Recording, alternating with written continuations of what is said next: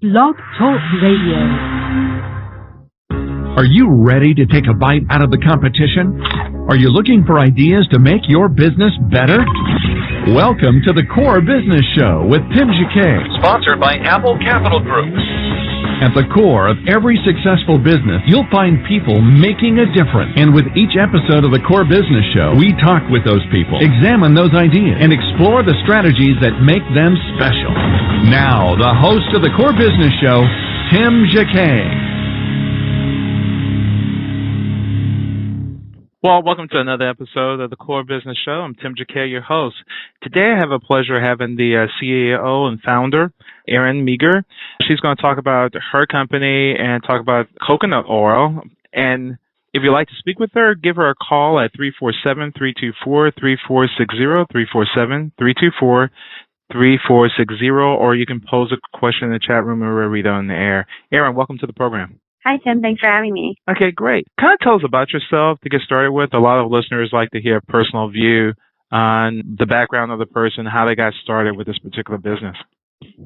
Sure. So I founded Calipo Coconut Oil in December of 2009. So we're just about 2.5 years into Calipo. But before that, I was actually a high school business teacher. Wow. So I went to North Carolina State University and got my degree in business and marketing education. Mm-hmm. And then I moved back down to Florida where I taught high schoolers, mainly 12th graders actually, about all business-related courses. So I taught an accounting class. I taught Microsoft Office, like Word, Excel, PowerPoint. I had an entrepreneurship class, actually, public speaking. And then I also worked with all of the students who would leave school early to go out and work themselves. And then I would go to their jobs and talk to their employers and evaluate their work and try to set them up as how to be a good employee and succeed in their jobs and their careers. So I also did that.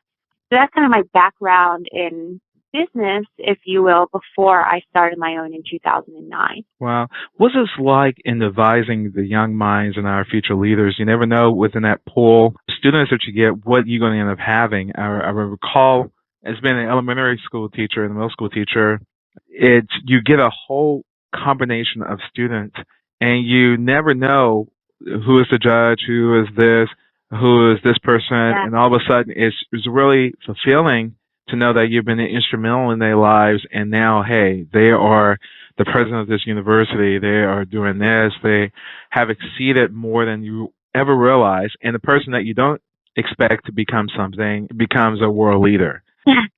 You know, I completely get what you're saying, is that we think that there's a mold for a student, and we think that every student should be an A-plus student. And sometimes in the minds of teachers, if they're not an A-plus student, you're like, oh, that kid's not going to go anywhere or do anything, which is completely false. 100% false, because I've had lots of students, and I still keep in contact with them. I'm not teaching now, but where I know this one student just comes to mind, and he was like a solid C student. I mean, school wasn't his thing, but he had this skill set of being able to talk to people and relate to people and work with his hands and do all these things where even though he was a C student and he would, and I'm trying to encourage him like, oh, don't you want to, do better, get a better grade in my class.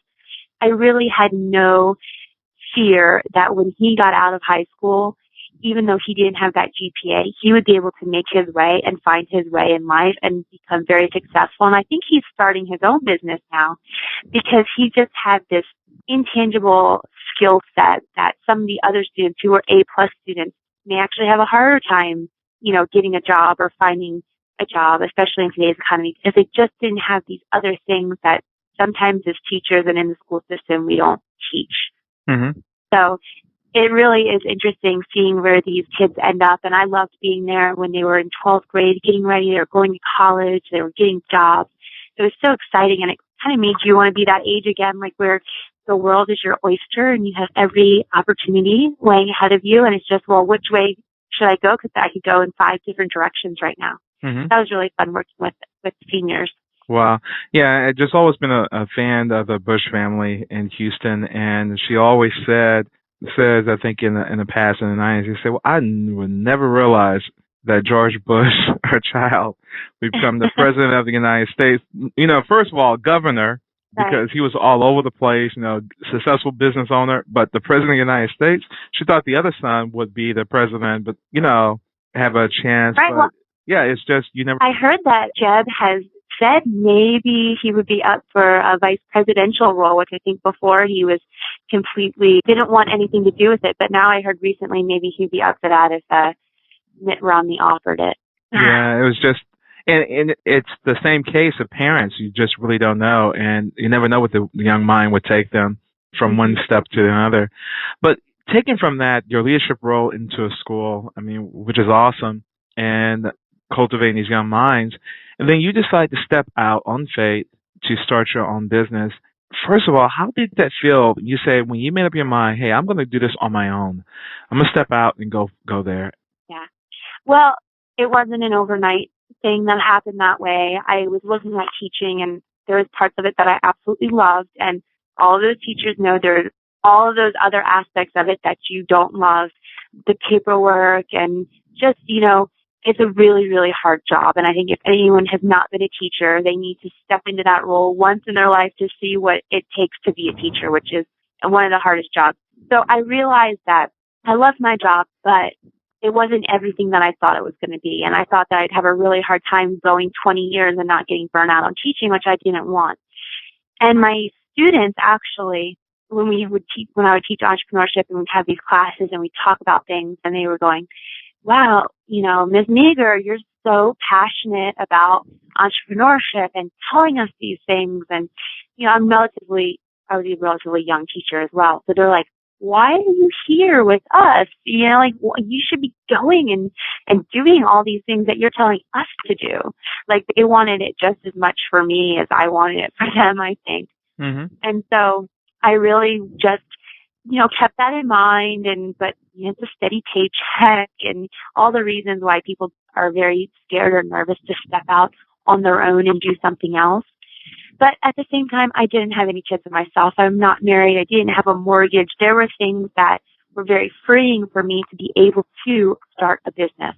Mm-hmm. So it was our local newspaper in Tampa, where I live, and they published an article about this doctor whose husband had Alzheimer's, and she was researching ways to help him with the symptoms of Alzheimer's. And one of the things that she found was that coconut oil, if you eat it every day, could help alleviate some of the symptoms. And I was like, oh my gosh, that's amazing. And I've always been into healthy eating and living. And so I was like, it really does matter what you put in your body in terms of your health. So I started researching coconut oil more and started seeing other people saying, I'm using coconut oil for my metabolism, or I'm using coconut oil for, increased energy, or all these people were saying they're using it and they're getting these benefits that they see from using the oil. And so, looked and said, well, why isn't everybody using this? And so that's kind of how the idea started. And then I did some market research on what was already out there in the marketplace. And that's how I slowly transitioned and said, hey, I can do this. I can teach everybody about coconut oil and the health benefits of coconut oil, and using this instead of butter or margarine or the hydrogenated oils. And so that was kind of the slow progression. And I got out of teaching, and I actually was in a very short time in financial planning, and then the 2008 market first. And then, so that's how I slowly got pushed towards, I'm absolutely going to do this. And I started the business in 2009. Wow. So I'm looking at your list of products. You have pre-measured baking sticks, so you can substitute butter for the coconut oil instead. And the flavor, I'm sure, is slightly different, but the results are still the same. Oh, yeah. So that's, I think, the question everyone asks. Coconut oil, are you crazy? Is it going to make everything taste like coconuts? Which is not true at all. It would be like saying if you're using olive oil, it makes all your stuff taste like olives, which we know isn't true either. Mm-hmm. Coconut oil is a one-to-one replacement for butter or margarine or other oils, and it keeps the same taste as what you are making. So a chocolate cake still tastes like chocolate cake. I saute my vegetables. They still taste like vegetables. I put it in my oatmeal. You can't taste it in oatmeal. If anything, it may leave a slightly sweet aftertaste if like olive oil leaves a slightly maybe bitter aftertaste. Mm-hmm. So you will be able to start to distinguish what coconut oil tastes like, but it does not taste like that candied coconut flavor that you're used to in like a candy bar or something.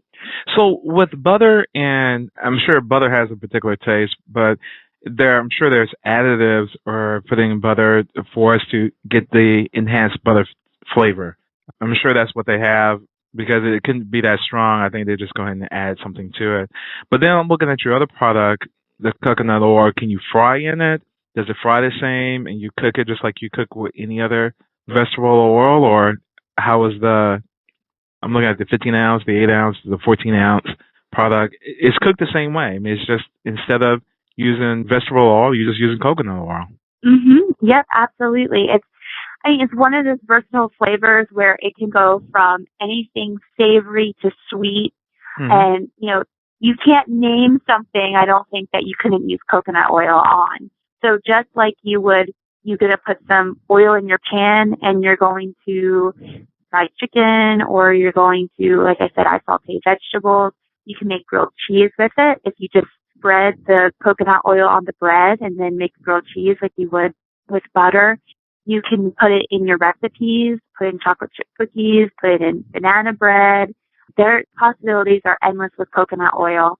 And like we said, it doesn't taste like coconuts. And then you get some good health benefits that you don't get when you use the other products like butter or margarine. And the coconut oil is, I know you mentioned the butter flavor. Coconut oil is unrefined. It's all organic. There's nothing added to it. This is a product that's coming basically straight from the coconut.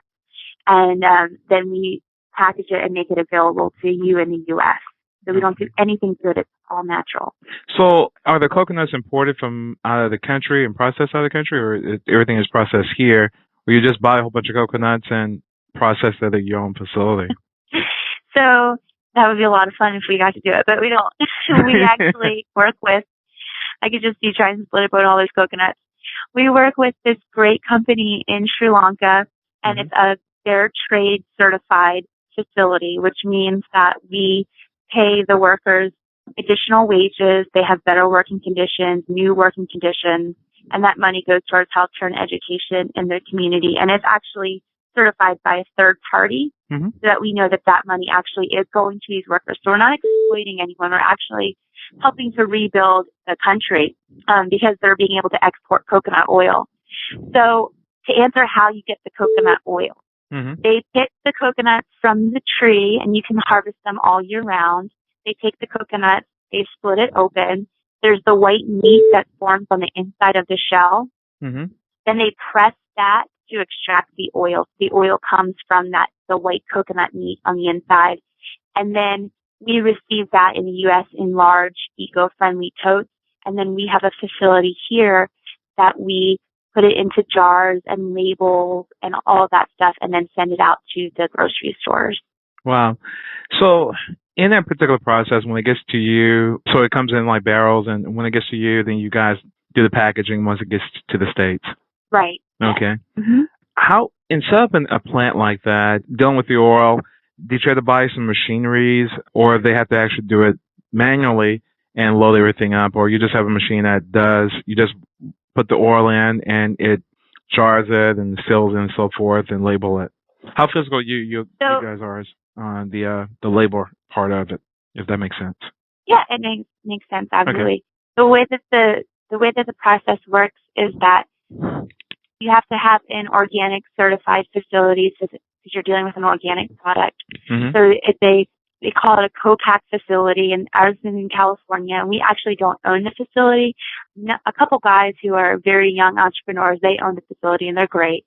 And they have all these large machines and lines. So what they do is they put the oil into these lines. It's like, I guess if you ever saw like Coke being filled on a line, or I toured like the Yuengling facility where they put the liquid in a large line, and then they put the jars on the little conveyor belt at the bottom, and then they put all of the liquid, they fill it to the correct amount.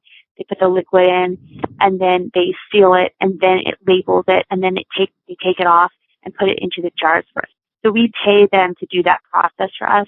Luckily, that's not something that I had to get into doing when starting the company. I just had to find the right people that were already doing that. They do other products too, besides coconut oil, like other liquid products, agave nectar, and things like that. Mm-hmm. So that's already set up. I just had to find the people that I could work with to do my project that I needed done. When you decided, when you left your job and you had to make the investment of this whole process, how did you pick a company to process the coconut outside the U.S.? Did you get any help with the SBA in trying to set up those arrangements, or you did it all alone, or hired a consultant? Well, maybe I don't understand. Well, for example, go ahead. Because I think you asked maybe a couple questions. How to find the people that we work with. That's through a lot of research and we go to trade shows and we talk to people who are using other facilities, and so you share information, and so you find who's already in the natural, industry and who's already doing those things. So finding partners to work with jars and labels and things like that. That's how you network to find those people. But I also heard you say something about the SBA. Yeah, that's probably a little bit different question. Yeah, some people use it, mainly you just answer it because you're saying you went to trade shows and they actually help you with the labeling process is a lot easier, but picking a company outside the country and kind of negotiate, trying to, import those products here to the States. And it's not like going to New York City, hey, I can go there. But right. Going to a foreign country to try to get a product and get it set up and kind of get it exported here, I was trying to figure out how you got that process and set up, because it's not as typical than versus being here in the States. Right. You can do that. You can probably go, to the Small Business Association, and they can have lots of information there about how to import, export. I talked to some consultants who were importing and exporting. Just got on the phone with them and went through conversations. Hey, I'm looking at bringing in product. What do I need to know? What kind of registrations do I need to have with the FDA and with the government, and those types of things. And then I looked at a lot of trade data that was already existing. So you can go on and for a small fee access trade data of who is currently importing the certain product that you're looking for into the U.S. Mm-hmm. So who's importing it, where is it going to, all of this. So it gave me a good picture of the different countries that were importing coconut oil, where coconut oil was coming from: the Philippines, Indonesia, Sri Lanka, India. And then who was it going to? Was it going to reputable companies in the U.S.? And through a lot of that research, I was able to pinpoint suppliers and then call the suppliers in those countries and talk to them and get samples of product and go through this whole vetting process until you find someone that you can work with. And luckily, I was able to meet the suppliers in the U.S., so I didn't have to go out to Sri Lanka myself. I want to, and that will be on my agenda at some point. But I'm still so busy trying to, get everything up and running here that I haven't been able to make it out there yet. Okay. But that's the process, and there's tons of information out there for you, especially like in the internet day and age, where you can go online and find a lot of information on, websites, the government websites and stuff, about what you need to know if you want to import product to the U.S. Okay, perfect. What we're going to do is going to take a break real quick for about 30 seconds and come back in. We're going to take a caller and talk more about management and marketing your product. Great. Okay. You're listening to The Core Business Show, sponsored by Apple Capital Group. Apple Capital Group in Jacksonville, Florida, is a commercial lender that specializes in asset-based loans, equipment leasing and financing, invoice financing, commercial real estate loans, and asset-based financing in the U.S. and Canada. Apple Capital Group is a direct lender that lends on their private equity investment portfolio. 90% of most loans are decided within 2 hours, and vendor funding within 24 hours after documents are completed, with a one-page application. No slow no's, just a quick decision and a fast yes. To get more information about lending from Apple Capital Group, call 866-611-7457. That's 866-611-7457 to speak with one of our loan specialists. Or visit us right now at applecapitalgroup.com. Welcome back to the core. Once again, here's Tim Jacquet.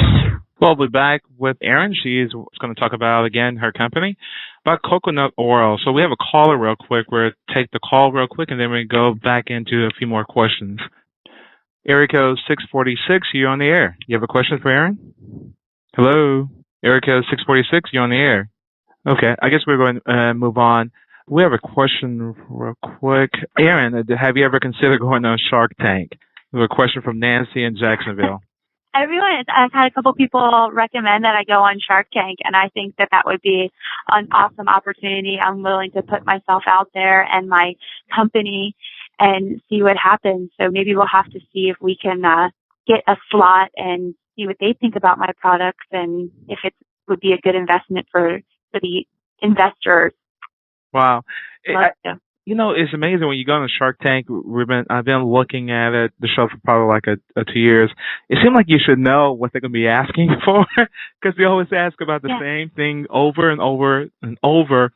So if you want to go on a show, unless you're just really setting yourself up, hey, this is what you need to have. You need to have sales. Okay, sales are going to be number one. What they're going to be asking for, they're going to ask for this. 3 little things they always keep asking for, and it seems like the people they picked on the show, they don't have it. I guess maybe it's just the dynamics they really want or something like that, but just kind of amazing. I guess starting for a company from scratch, which you started from, and with this particular product, have you gone throughout the United States and put it in certain stores like Whole Foods or something like that? If we're in Texas or we're in New York wanting to get your product? Yeah, so it's been a great, you get your product and you have it's like your baby, and then you have to put it out there and see how everyone else responds to it. So you hope that once you get all this stuff together and you're about to launch, how will everyone else receive it? And so we did that for the first time in October of 2010. We went up to Boston for a natural products trade show. And there you set up a booth and all these buyers from retail chains throughout the country come by and walk by your booth. And I was so nervous. I remember thinking, like, this is it, all the work I put in, how is everyone going to receive it? And it was wonderful. Everyone loved the product. They loved what we were doing with it. And so that is what started being able to get into stores. And so now we are in all 50 states across the country. We're in Canada and we're in Puerto Rico. And the way that we do that is, like, you can find us in Whole Foods in a couple different regions. You can find us in independent natural health food stores. You can find us in specialty grocery retailers. And we're working on the larger grocery chains, which usually take a little bit longer to break into, like Kroger, Publix, or Giant. All of those really large chains take longer. So we're working on it, but we're very proud of where we've come so far in just the really year and a half that we've been working. Kudos to you. Congratulations. I know with the supermarket, you're competing with wall space because it's so compact. So something has to go when something comes in almost in one sense.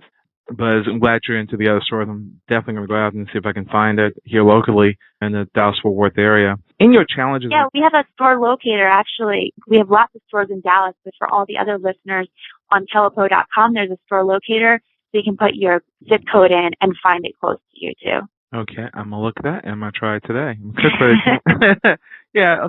locator. I'm going to find one in my zip code. Tell us what the challenges are in dealing with a product like yours. If you had something that you want to give advice to someone who was doing a similar product, maybe not coconut oil, but something similar on that line, is it a food or the product itself? What things they need to really look out for when they get ready to come to the marketplace? There's lots of different things that I could suggest to entrepreneurs. One, no matter what type of business you're in, is you just can't give up. There are going to be challenges every single day, and you solve one challenge just in time to figure out, oh, there's this new challenge. So you really have to be determined to put your head down and work through everything that comes up. Because a lot of times, even with my business, I don't know what I don't know. Mm-hmm. And so I don't know what I'll be facing tomorrow. So you have to have that, determination to be able to get through all the different things. But in terms of a product similar to mine, if it's a food product or maybe it's a toy or a cosmetic or something, Mm-hmm. you have to build really good relationships with people. In terms of, we wouldn't have been able to get into all 50 states by just doing it ourselves. We've been able to bring on distributors, and we have brokerage team that helps us sell the product to the stores. And so you have to be able to communicate your message to these other people and have them get it and be excited about it and be like, oh yeah. And so they can champion your product as well, because you can't be in all places at all times. So building those relationships and that network of people, and it's easier than you probably think. Like I said, we go to trade shows, so we have opportunities every 4 or 6 weeks to meet new people and to build out our network. But that's really important because you need other people's help to get to the level that you probably want to get to with your product. So when you went to your first trade show, that was your first marketing opportunity, besides picking up the phone and try to get with distributors. How did that feel? You said you were nervous. You came with your products, came with a crew, and you went through the trade show. How did that feel? And you trying to go and approach, network with other businesses and tell them about your product? Because I know how nervous a person can feel for the very first time just going through a trade show. But then from the trade show, what did you do after that in order to kind of interact with the other businesses? Mm-hmm. So, yeah, trade show, it's scary and you're very nervous and kind of like you're putting yourself out there.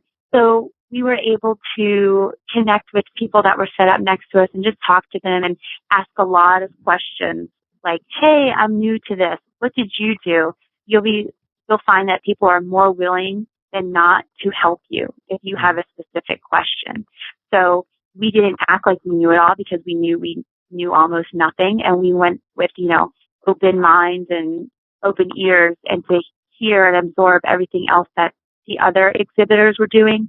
And then we also were very keen on when anyone came to our booth to talk to us, no matter if they were a retailer or an exhibitor or a buyer, that we captured their information, their email address, their name, their phone number. So then after the show closed, because the shows are exhausting, 3 days, you're talking nonstop. At the end of the day, you don't even know who you've been talking to, faces blend together. So you have all of that information captured electronically. Mm-hmm. And then we're able to go back through and sort through it and be like, oh, I remember this person and these are the notes that I made about them. And then you follow up and you call and you email and you make use of all of that time and money that you spent into going to that trade show worthwhile by following up on those contacts. And actually, we secured a lot of business at that very first trade show that we did with people we're still doing business with today. That's become very large accounts for us. Mm-hmm. And it's funny, even with trade shows, you never know if that person is going to do business with you the next day. They may do business with you 6 months from now, or they may do business with you a year from now. And so it's very important to continue to follow up because people aren't always ready to make a decision, a buying decision or a purchasing decision then, but they'll have heard of you. And when they are ready and the time comes, they'll come back to you. And we've seen that as well. That a year later, we're like, where did you hear about us? They're like, oh, up in Boston. We're like, oh, that was a whole year ago. They're like, yep, I'm ready to buy. I'm ready to buy now. All right, awesome. Let's set you up. Wow. So you made those deposits and now you got the residuals. Yep. And dealing with the management itself and hiring employees and the sales part is pretty easy. You just continue selling. But any struggles and what advice you have as someone who's starting a business, they have to hire employees, how to manage an office, how to manage a staff if you haven't done it. Any advice that you would give them, the things that they should do and things they really need to be aware of? Yeah, and I think those are things that I constantly struggle with myself, and it's always a work in progress. So especially when you're dealing with all different personalities, kind of like going back to teaching, you had a classroom full of 30 different personalities, and they all react differently and need different things. And so it is a challenge that I don't think that ever probably goes away. You probably get a little bit better at it, but there's always new circumstances. Mm-hmm. So we have right now in our company, we have 2 employees that work out of our office in Tampa and then a third employee that works out of Atlanta. So we're always dealing, with, and they all deal with different jobs, but they all have multiple jobs because we're so small. And I think the thing to keep in mind is trying to have a lot of patience, which I can say I'm not always the best at. trying to recognize the great work that they're doing and the benefit that they're putting in. I know people really like to be recognized for their hard work and their efforts, and that's something that sometimes can easily slip by and you forget to just, verbally say, hey, thanks for doing that or doing a good job. So keeping those things in mind because people want to feel they're important. Everybody does. So doing those things. And I think that I've been lucky enough that I was able to bring in a really good friend, which doesn't always work in business. And I would probably not suggest it, like don't bring in your family or your friends, but I was able to bring in Allison, who I knew for 5 years before I started the company. And she just fit with our company, and she does a lot of our marketing and public relations, and she does our trade shows. And it's been really fun to be able to work with someone who I knew beforehand. And so it kind of gives a little more fun and ease to the company because we knew each other beforehand. But I wouldn't necessarily recommend we have this awesome relationship that maybe you don't have with everybody. Mm-hmm. That's your friend that you can work with. But I've been very lucky because I have an awesome team to support my crazy ideas and all the things that I want to do. And then I'm like, hey, let's do this. And then they think I'm crazy and then we do it. But like I said, I'm always constantly working on it. I'm not the best at leadership, but I try. Well, that's good. I think it's been a teacher, you managing a large staff in one sense, because you actually have to plan and have control of a classroom setting. Same thing you had to do in the office, can control them and to get them to do things that you need to get done. They have a grade here, they have a paycheck. So at least it gives at least a heads up than versus someone who don't have anything at all. And dealing with your marketing, how you market yourself? Well, we love telling our story about, why was it important that we got into doing coconut oil? And that was because of the health benefits. And we wanted to find the highest quality coconut oil. We're not just putting out what everyone else is putting out in terms of the quality of coconut oil. Mm-hmm. We found the highest quality. We have new innovation with the baking sticks and some new products that we're coming out with. So it's really important to tell that to people. This is, why we're doing this. There's a purpose behind it. And so we do that a lot through our blog, wearecoconuts.com. We tell our story. We have nutritionists, chefs, dietitians sharing recipes, sharing research about coconut oil, all of these things to educate people. We do demos in stores, so people can taste the products. We make cake or we make different things so people can taste it and we introduce them to it. It's really important to educate people about coconut oil because before everyone's like, coconut oil? What do I do with this? Do I, sunbathe in it? It's so weird. So we do a lot of educational events around, you cook and you bake with it.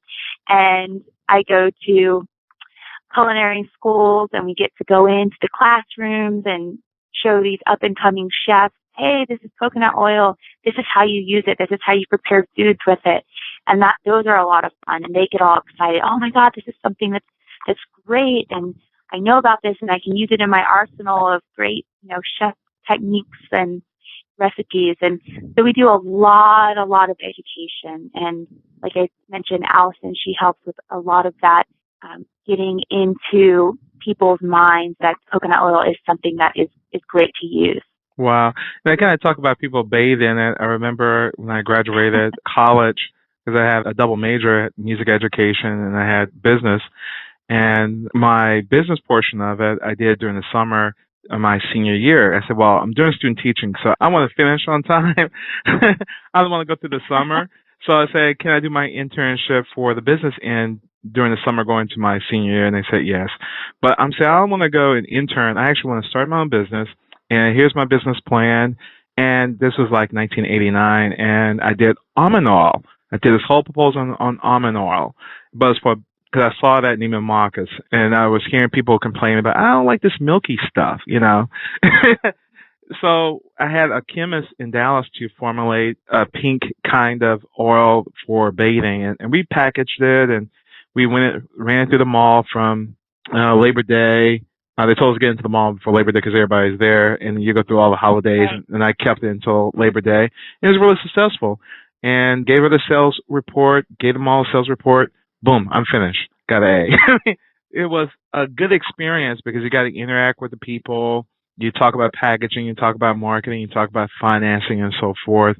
So it was really fun, and then I went back to my classes. So, but it was funny when you say, "Oh, do you bathe in it?" So, but and like I said, I can't wait to try your product. Anything you would like to leave our listeners with regarding your business journey and where you're going to go in the future? Yeah, I think if they can go on and see our story on Kelapo.com, like I mentioned, it's KELAPO.com, and see our products and things that we've done with coconut oil. And they're more than welcome to, contact me through the site. I love helping out other entrepreneurs or people who are thinking about getting into it. It's a really hard and challenging thing when you start a business, but the rewards and the upside are endless to it. So I think that, with enthusiasm and a positive attitude, it's something that I would never not do again. I'm hooked as an entrepreneur. I love it. And I love seeing other people when they can do the same thing. I mean, that's, the American dream that everyone is working towards is something, to be successful and something they can call their own. So I love it. And thank you for letting me share, my story, a little bit of my story with everyone today. I really appreciate it. Great. No problem. I'm going to try to get another caller in queue real quick and see if they come on the line. But I think you need to also send this to Carrie Vincent. I did an interview with her a few weeks ago. She's the judge on the Food Network, the Food Challenge. Yeah. Yeah, you should reach out to her. She's on LinkedIn. Really, really nice person. But LinkedIn to her and say, hey, I have this product. You're on my show. And hopefully she can experiment with your coconut oil. You never know.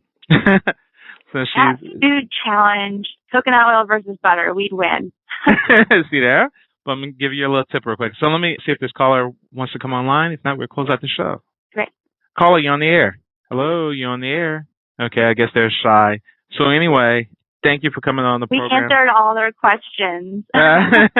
Yeah, but thank you for coming on the program, and wish you all the best, and hopefully I'll see you on Shark Tank or in Kroger soon. But thank you so much. Great. Thank you, okay, Tim. Take care. And give me a website again, address. It's Kelapo, KELAPO.com, and our blog is wearecoconuts.com. Okay. And I think it was another thing, someone just emailed me real quick, something that if you write something on that blog, you have some kind of challenge going on, do you recall? Oh, we have, I believe, a challenge if you take a picture of Kelapo at your local grocery store with yourself in it and you post it on our Facebook or blog. I think we're giving away free t-shirts right now. So that's a really cool thing. We always do like little Tuesday trivia and different challenges on our blog.